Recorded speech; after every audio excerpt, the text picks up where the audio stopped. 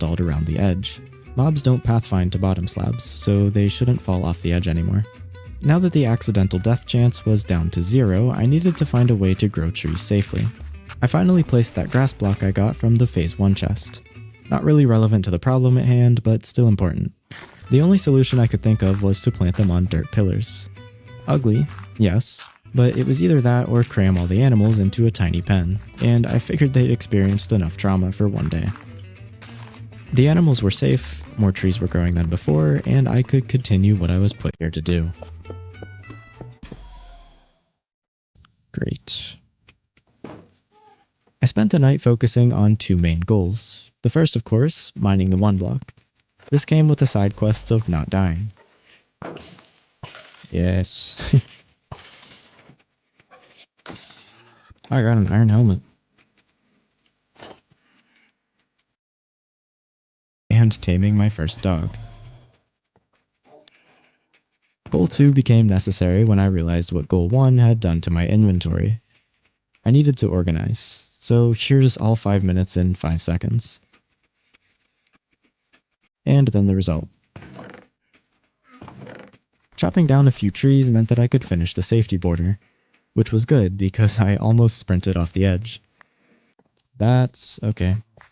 All that 1 block breaking gave me enough dirt to finish filling in the platform, including the area with the goat pen after some interesting methods.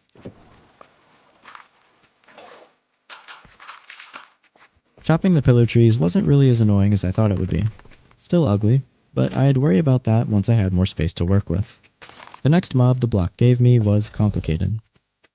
If I let the polar bear out as is, he would kill Asteroid. Not that Asteroid didn't deserve that fate, I just preferred to keep him alive. The only way to do that was to trap him in a pen.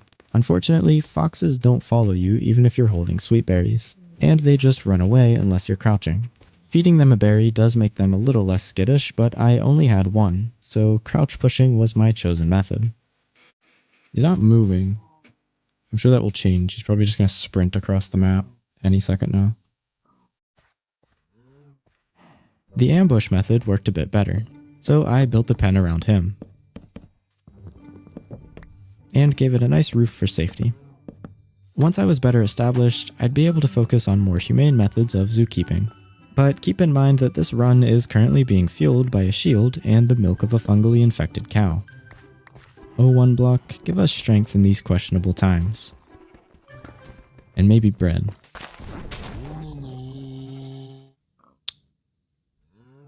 What was that?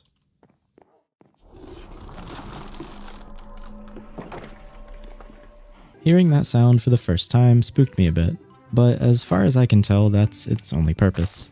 It plays randomly as you progress, so eventually it will just become background noise for me. I got a second pair of snow foxes to start day 8. Getting them into the pen wasn't going so well, so I resorted to chasing them with a glowberry. And all I can say is that sometimes things just work out.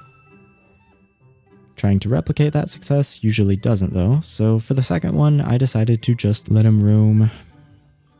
There's a pig in there, why? So that's where he'll be staying for the next 100 days. I wish I was joking. But I know the plot. Just like I know I spent the rest of day 8 worshipping the 1 block. It was mostly just mining, but it did feel fitting to sacrifice a goat. Then I sacrificed a bone to my new dog. Chopping down all the trees gave me a half stack of logs, which I think is the most I've ever had at once. The third set of snow foxes was allowed to roam free. As long as I had a pair safe, what happened to the rest after that was up to fate.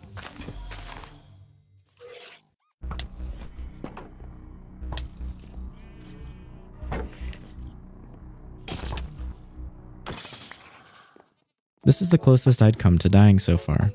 Moral of the story, the shield works a lot better when you use it. These guys do enough damage to kill me in 3 shots, so there's not much room for error.